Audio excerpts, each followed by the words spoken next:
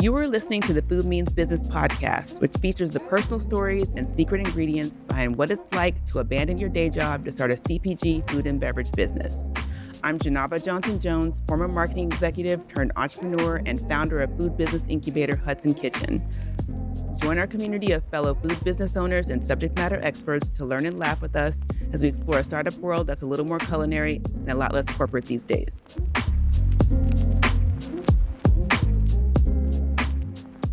So we are continuing our member spotlight series with Ron Holloway from Woofbowl. Ron, welcome to the Food Means Business podcast. Thank you, Janaba, for having me. It's love. We have known each other, I guess it's been almost 3 years now, and we were introduced by Brenda and Cassidy from Frontier Kitchen in Virginia.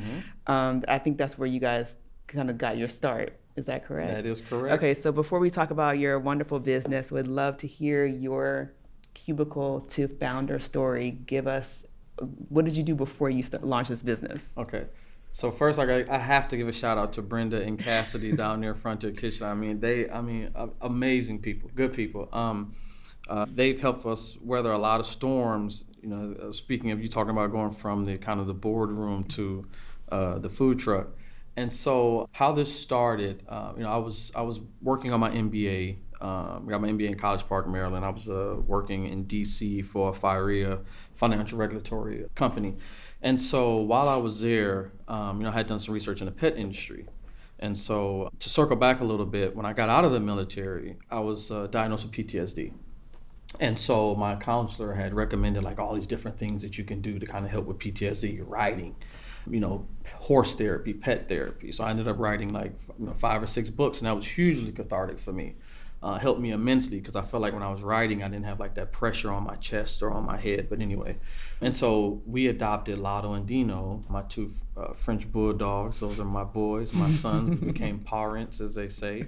And so, having them over the course of the years, early on they had some very serious, not very serious, but they had some pretty serious like health issues with, the black tear ducts and the shedding and the skin issues and not consistent stools. And so Solo Kina, being the evil genius, mad genius, she has a background in electrical and biochemistry. Tell everybody who Solo is. So Solo as we call her, but I don't know if I won't give her government out because she hates to give her government out. But, the other half of the Holloway family, so she's the co-founder of Woofbowl and the brains behind it and the heart and soul and the essence of what Woofbowl is. She's commander-in-chief. I'm no one, caveman. I just beat on my chest. And so, but yeah, so she's amazing. She comes up with the ideas, the inspirations, the meals. Is it healthy for dogs? What's the science, basically, as they say in hip hop? What's the science? So Solo's the founder. So she, a co-founder, and my wife of 18 years. Oh, wow. It's been a long time. Yeah. You've put up with him that long, huh? She's off camera, everyone, just so everybody knows. So. Yeah. So over the course of that time, we were both working our corporate jobs, her engineering, me doing finance and banking regulatories. And so we just, it was just like one day we were in the office and I was getting my MBA and I had come across a capstone that kind of, I was researching various capstones, and one of them happened to be the pet industry. And after doing some due diligence, some research, I'm like, wow, man, like our philosophy of what we believe in pet nutrition, nutrient dense, holistic, things of that nature, few preservatives and synthetics, and the sugars, cutting out the sugars. It was like, wow, more and more is like trending that way, or we're seeing that more people are like us. So it was like, hey, maybe we should do something for ourselves. We had always kind of had semi-entrepreneurial spirits. And so one day we decided to take that leap of faith. She quit her job, and I held it down for a while she kind of did the mind mapping and everything, and outlining and everything in the background. We would work together. And then eventually we both took that leap and launched Woofbowl, which was the food truck for dogs. That's amazing. Yeah. So it is a wonderful food truck. It's beautiful. I will put some pictures up so people can see what Woofbowl looks like. Thank you for sharing your story. Absolutely. I'm wondering, how did the military and also B school help prepare you to be an entrepreneur? I would say, I've said this before, and people who've been around me, it's a great question, Janai, but I would say this before, and people have heard me say this quote, it's Nelson Mandela. One day he was speaking at a forum, may have been Davos, may have been BRIC, may have been World Economic Forum, or some peace forum, somewhere he was speaking.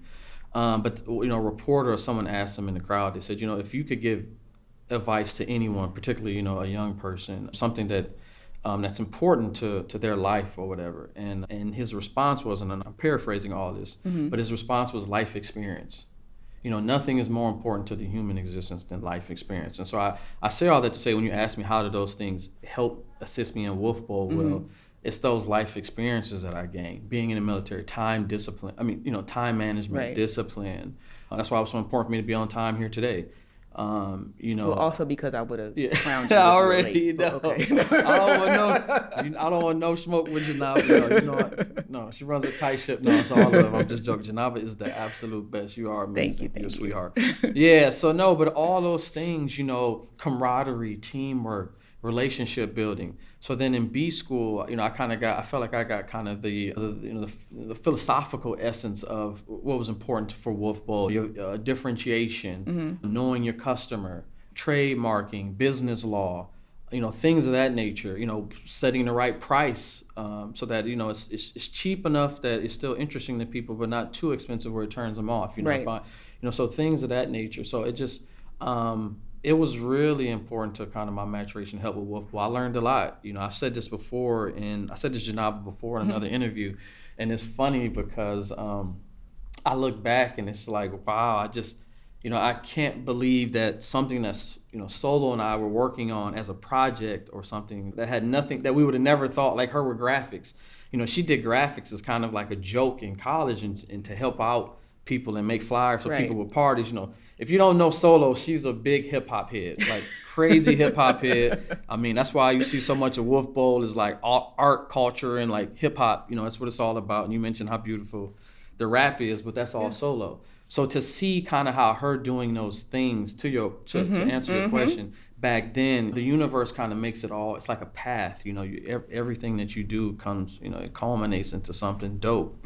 Yeah. No, I totally agree with you. I think a lot of my past experiences have definitely informed my business and how I do it. So completely agree. So really quick, let me just throw a question back at you. Okay, So all right. I know you are an awesome marketer, and like I know. So what has been the biggest thing for you? Do you think that you took from your experience? Because I'm interested for myself. Really, like I just love learning from people. So what would you say was your biggest take from like that life to help you now with Hudson? Sure. So one of the things that when I was working in corporate, I worked supporting a sales team. And so when we presented to each other internally, it was the same way that we presented to each other externally. We presented to a client externally. So if you put together a PowerPoint for a client to sell them advertising, to pitch the program internally, you put together a similar PowerPoint showing people what the program was. Wow. You got up and presented to them. So it's like everything you did internally, you did externally. I love that. So when I'm working with members, we want to have the same experience as somebody that we just be interacting with the brand on Instagram or at an event or something like that. So yeah, it's really important. I love that, man. Just kind of that goes back to kind of that people process tech. Right. You know what I mean? Like I love that, and it makes it seamless. It's so good for business continuity. Like that is awesome. I love that. Because you've seen Thank you businesses for sharing before. that. Of course, like you've seen businesses before where like it's bright and shiny on the outside, and then you step inside and it's like a shit show. Yeah. Like No. We it know. just is, we want you to be seeing the same thing that you saw when you were attracted to become a member of Hudson Kitchen in the first place. No question. I know what it's like to be inside a dumpster fire. No, we're better than that. I'm just joking. No, but it's so funny to hear you say that because even before we started Woofbowl, like Solo was so good about saying, no, I'm going to have a recipe book. Right. So when we hired I don't know if I should say his name, but when we hired, what's his name, we were able to give him that and say, listen, this is how long this should take to make it. This is what you use. This is et cetera, et cetera. So she was really good about that, and us having some of those things now, like if I'm not driving the truck, okay, we need to have a truck owner's guide, Right. standard practices. So but that's great. I completely agree with you, because the other thing that I always liked is, like, I've done every job in my business, so don't come telling me it takes you 5 hours to do something when I know it takes 2. So don't tell me it was hard, because I know I've done it. So I think think one of the things I really learned was, like, doing the job helps inform creating that process, but then also who you hire and how you train them. So it's really important. That's real. I love that. That is so true. Yeah. So. Seth Godin said that in his book, Mission in a Bottle. He said always, he has like these 7 steps for like a successful business life. He's just Inc. 5000. Right. The dude is just amazing. He is. Started Honest Tea, Just Iced Tea, Chairman Beyond Meat. I mean, eat the change. This dude is just crazy. But he says that, to your point. And I think that's what's helped Solo and I as well, is that we've done every single thing in the business this past almost, up to now 4 years. Yeah. So talk about working with your wife. What's that like? Oh, man. So my parents worked together for 30-something years. They're still married. Been married for 50-something years. Like, they worked together forever. So I saw it growing up. So it's possible. It's not something, it's possible because they both have their lane, right? Yeah. It's what they did. So I don't work with my husband, but I'm wondering, I always ask people, like, what is it like to work with your spouse? That's a good question. And that is a beautiful story. Your parents, like, that's amazing. Wow, man, God is good. No, yeah. I mean, it's really special to work with Solo. And I'll say this because, even though you're going to have your ups and downs. You're going to take the highs with the lows. But for the most part, there's no one I trust more in my life. Like I said, I would jump in front of the 5 train, the L, the Red Line in D.C., the BART, out west. And, I would jump in front of those on the tracks in a minute. I mean, no question. Right. Anyone on the outside can see that. Right. And my boys come and tell me, like, they wish they had what her and I had. So I would have never thought it would have went the way it went because, she had her 9 to 5 and I had mine. Right. And, we just would kind of meet at home. But being with her every day, I think we've learned so much about each other.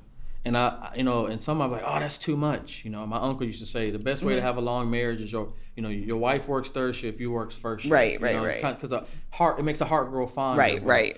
But I think that honestly, Janaba, it's been the best for me. It's been helping. She's healing. She's been right there for everything I need, and she's just a sweetheart, man. It's special.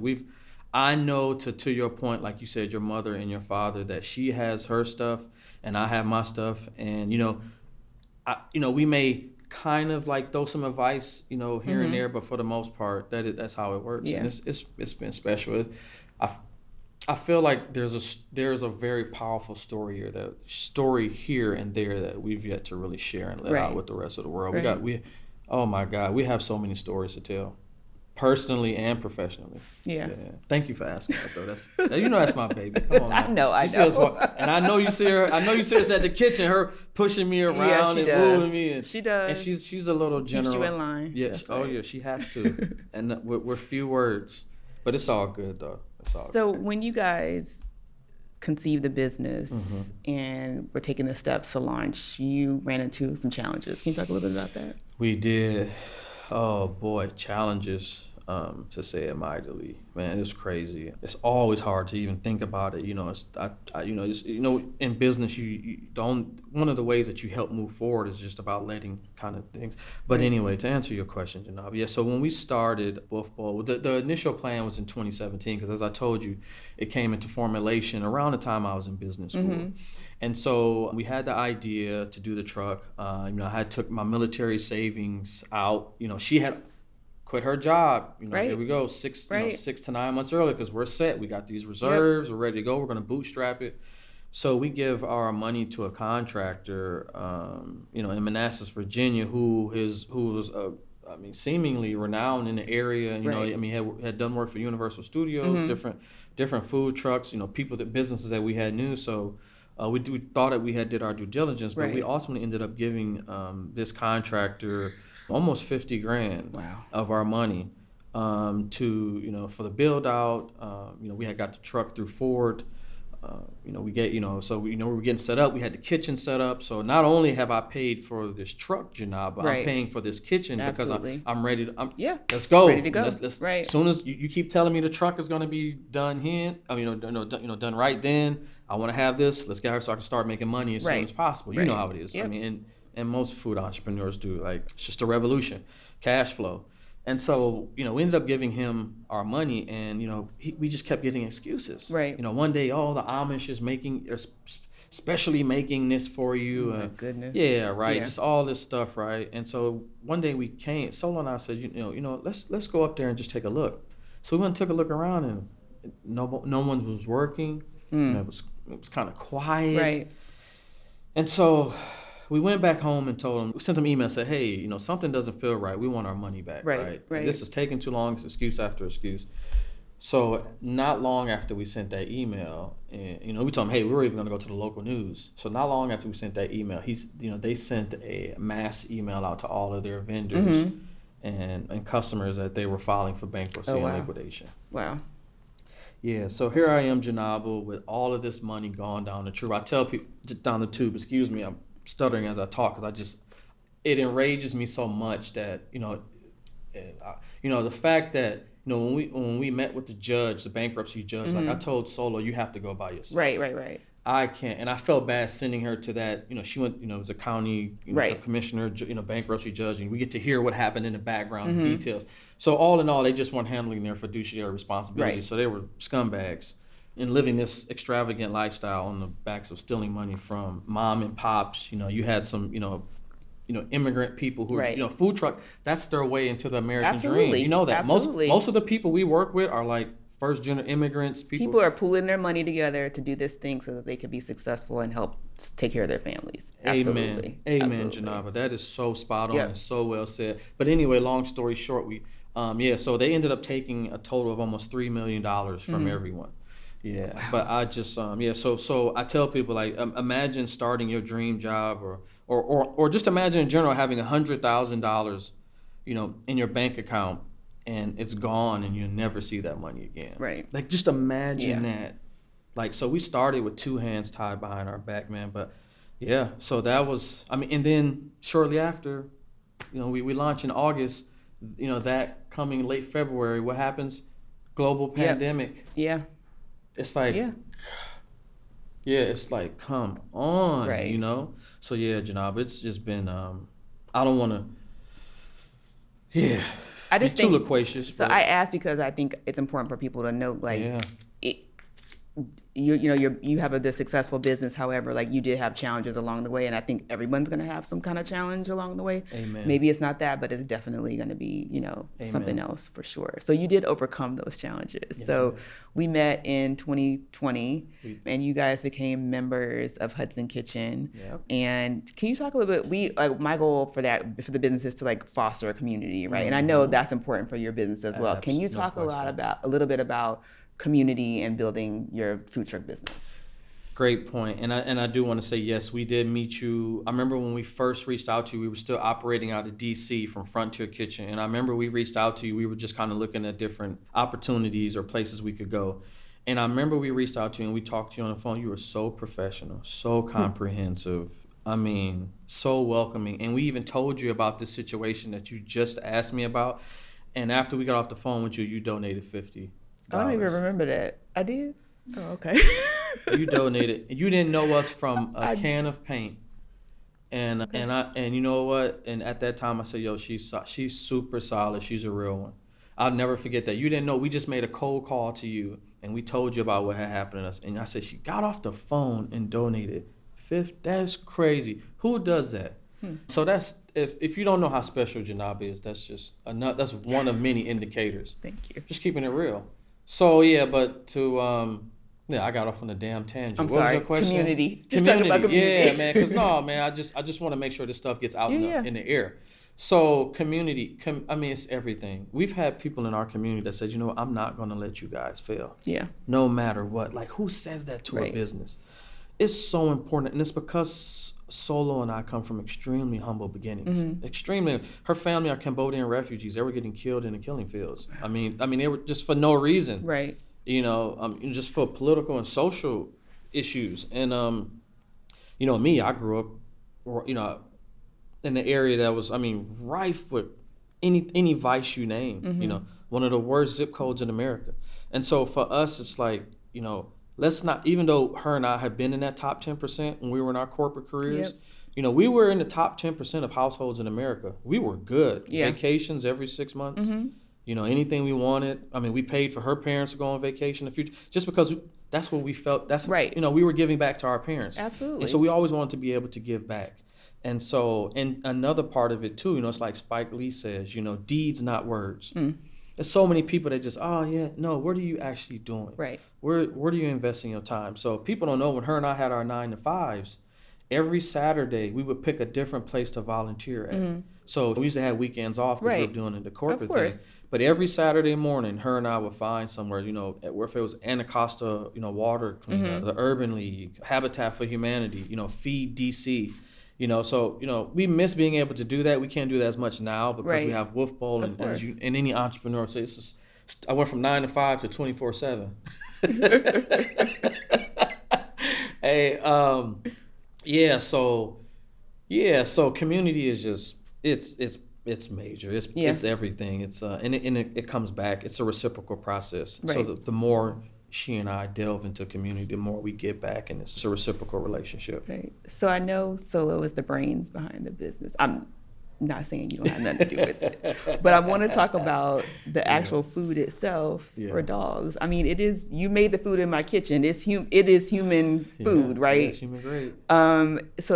But it's so cute. Like, I mean, it is really, if anybody, we go to their Instagram and see, like, you can see little dog burgers and fries, and I think there's a doggy beer or something. How did you guys kind of come up with that concept? Because it is different from other food trucks and other dog food trucks that we've seen. Yeah, it is, man. And this goes back to where this is a good point. Yes, it is. It's very Instagrammable. Yes. As they say, Instagram, whatever that means. But no, that's not why we did it. But it's fun. No, so, you know, her and I, we always want to add to the culture. Yeah. Like, what are we adding? We're not trying to take from it. Right. We're not trying to copy anybody or do anything. We try to pay respect. We're those people. But, you know, it's just like how hip hop was.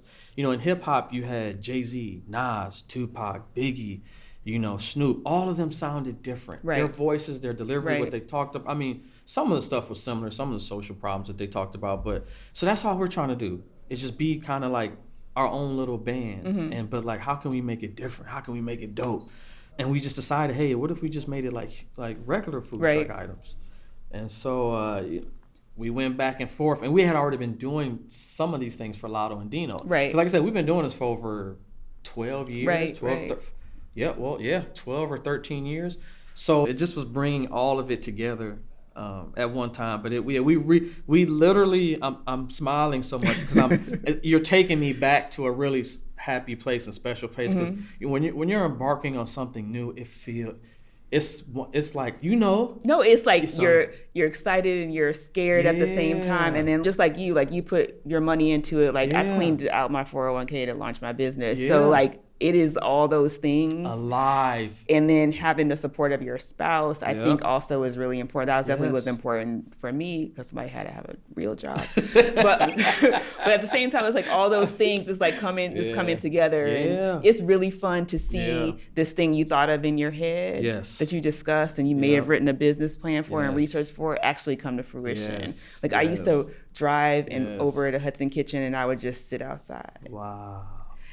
Before I signed the lease, I would sit outside. And then when I signed the lease, we put a sign up and I walk the space. And there are times now when I'm like, it's 1:00 in the morning. My husband's like, where are you going? I'm like, well, I got to go. I got to walk the space. Wow. So that's what I'm doing. So I walk it. It's crazy. It is. So it's so good to see. That's great. Yo, that's special what you just said. That is really, it is, because I look back and it's like, man, we were sitting in the office talking about, what if we did dog beer? What if we did burgers? How can we do it? Like a little jam session. And I'm sure we definitely had some hip hop going on in the background. Could have been J. Cole, Kendrick, could have been Pac, could have been Lauren, could have been some jazz, Charlie Parker, you know, Coltrane, Miles. Might have been classical, could have been Beethoven's Fifth, depending on how we felt. No, but no, Janaba, man, it was a special moment. It really was a special moment. So it's good. So what is next for Woofbowl? Yeah, so basically, what we're trying to do now is we really do want to become a household brand. Okay. I know Solo, and I'll say this because I'm hesitant. I'm hesitant and I'm being reticent in talking because I don't want to make this a racial thing. Right. But I do want to be a Black-owned brand in the pet space, right, in the pet health and wellness space. Right. I mean, it is few. I mean, if any, none in between. I mean, this industry. There's almost nil people that look like me, right, that have sustainable businesses, right, that are able to attract customers and show the type of love that I think is important to show from our community. Like, yo, we all love dogs. Right. This is something that can bring us all together. And back to your question about community, like, I say this all the time. So one thing I love about dogs, no labels. A dog don't, they don't care. They don't care. I said this in articles. If I take my 2 bulldogs to a dog park and I let them go in that dog park, they're not just looking for other bulldogs. They're not even, Lotto, who's white, he's not just looking for other white bulldogs. They're going to go play with the German Shepherd, the Pit, the Schnauzer. They don't care. It's much like children, like they don't care. Facts. Don't care. Super facts. And I get emotional thinking about that because that's also something that endears me to dogs. Because that's us. That's community. So yeah, man. So that's what we want to do. I want to be a household name in the pet space, and that's definitely what I want to do. So, and I want to use this as a vehicle, man. Right. I want to use this as a vehicle to go work with at-risk youth. Maybe do a pop-up, at a prison. Who knows? Tell everybody what a pop-up is. So a pop-up or a pull-up is basically like a pop-up event. We have a way with puns in the pet space. Everyone does it. It's kind of cheesy, but then it isn't. It's how you use it. It's how you use the puns because it can get a little too cheesy sometimes. So a pop-up is a pop-up where it's almost like business development in the sense where we work with another company or another nonprofit or or a park. Any of that thing. So someone can book us. You can fill out a booking form. Right. Hey, I want you to cater this amount of dogs, or hey, we can decipher that over the details. But it's just basically us showing up somewhere for a couple hours, and the window goes up, and we serve all the doggies. Oh. And it's amazing, man. Like her, we could be having a bad day or arguing about business or something or upset, but once we do a pop up and that window goes up, all goes away. It's like all is forgiven, man. So so those are amazing. We do those all over, but we've worked with the Brooklyn Museum, professional teams, Prevent Cancer, the Marine Corps Museum, which was that was love. That was so special for me to be able to do something with them, as a veteran. So we drove down to Quantico, I think it is, where it is, and a beautiful museum too. It reminds me of the Milwaukee Museum a little bit, which is beautiful. We love art. That's something her and I have always done since we've been together from day one. Going to museums and even all over the world. It's one thing her and I used to love to do. Not so much anymore. I haven't had a vacation in. That's what I was about to ask you. Like, what do you guys do for? Like, I was thinking about self-care, but like vacation is one thing. So you haven't been on vacation, but what are you doing to take care of yourselves? Yeah. I mean, I know you guys work really hard. So talk a little bit about that. That is such a great point of emphasis. Self-care is so important in this because you can get burnt out fast, and it's totally highs and lows, and it can definitely be tough. But to answer your question more specifically, so what we try to do is, like, for example, we're going to go spend time with her parents for Labor Day. And so, we try to find those pockets where we can be around family, because I've always been about family, but family, as you get older, as you know, and anyone can attest, becomes more important to you. Right. And maybe even if it's not that, maybe the pandemic taught you something about the importance of it. But so we try to find those pockets, and then we try to find time when we can do stuff like, hey, Friday was like our date night, so we would always go to, a new restaurant or something when we were living in DC. And some of the the restaurateurs and the managers there, like, they would remember us. We were nobody, but they just say, you guys are always so nice, and we love seeing you two together. Like, so her and I used to always do that. So we try to find things. Maybe there's an exhibit. Hey, let's push the up to this day so we can go to this installation or something like that. So she went to the Knicks playoff game. So that I wasn't feeling well. So that was really special because I was so glad. And she went with her sister. I was so glad that she was able to do that. To be able to go see a game at the Garden That's dope. Yeah. Come on. Yeah, it is. Life It is. experiences. You know what I mean? I saw you went to the Beyonce concert. I did. Come on, man. That's what it's about. I did. Shout out to Kalisha. 'Cause Kalisha got the my friend Kalisha got the tickets. Shout out Kalisha. That's what's up. That's why we love the homies. Friends are good. I love friends. I love good friends. Nothing like a good friend.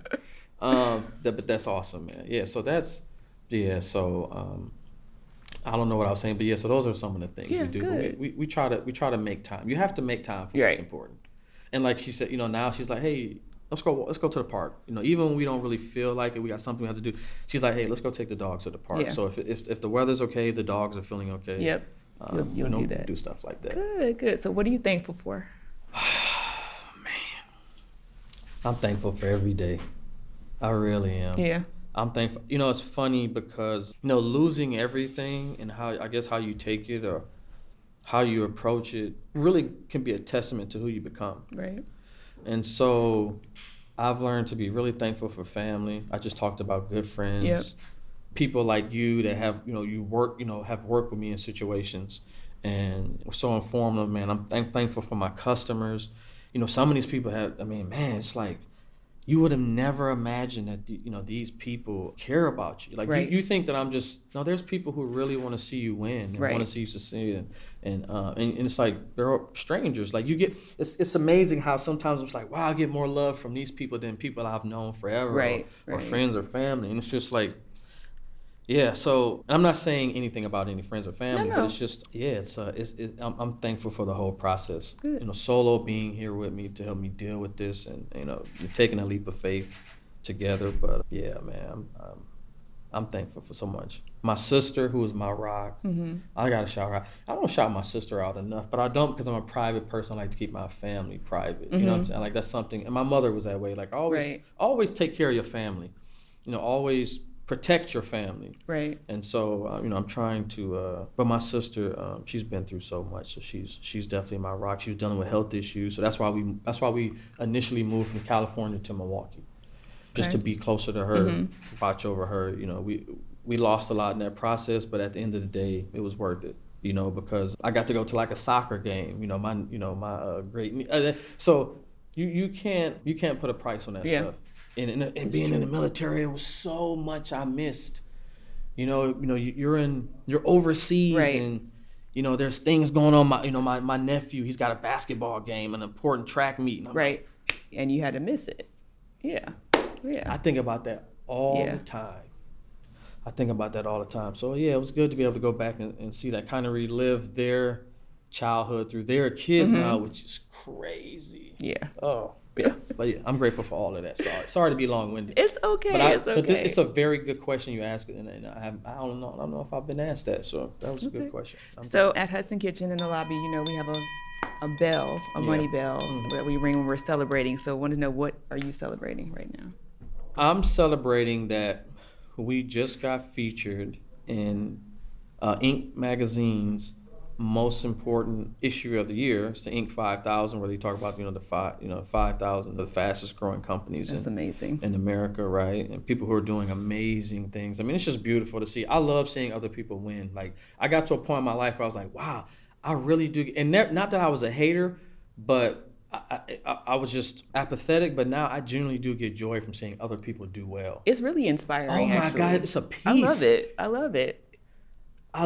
It brings up I'm peace. like, what did they do? How'd they do that? Okay, let me make some notes. Let me see what I can do. Yeah. I'm so happy for them, and it brings me a whole new peace. Like, I don't have a hater bone in my body because I'm good. Like, I don't have everything I want. I'm not, I don't have the same lifestyle, but that's crazy. And that's just what I was thinking about. Yeah. Awesome. Well, thank you for being here. We appreciate it. Let everyone know where they can find out about you and Woofbowl. Yeah. So you can find Woofbowl at mywoofbowl.com. It's at Woofbowl on Instagram. It's just, even if you don't have a dog, I would say just come to the truck and say hello. Even if you don't have a dog, you can donate treats to a dog. I mean, I know I said this before, but I just love the power of dogs, how it just brings everybody together, man. When I look out in my truck, Janaba, and I see that line of people who all look so different, it's just amazing. It's changed my life. So yeah, so please just come by, come check us out. Sorry to roll on, but yeah, that's where you can find us. Sorry. This has been great. I don't get to do this often, so Yeah. this is cathartic. And No, it's really we're fun for grateful me good people. because I'm always like, I didn't realize this, but Brittany, who is our sales rep, she was like, you just be bragging on them all the time. I'm like, because I just love my members so much. So I appreciate you being here. Thank you so much for supporting me and my dream and for being on the show. Anytime. Thank you for having us. Solo, and I love you. Love you too. The Food Means Business podcast was produced by Hudson Kitchen. It is recorded at the studio at Kearney Point and mixed and edited by Wild Home Podcasting. Our theme song is by Damian DeSandes, and I'm your host, Janaba Johnson-Jones. Follow Hudson Kitchen on Instagram at The Hudson Kitchen, and to get food business bites right in your inbox, sign up for our newsletter at thehudsonkitchen.com/newsletter. Listen, follow, and leave a review on Apple Podcasts, Spotify, or wherever you get podcasts. Until next time.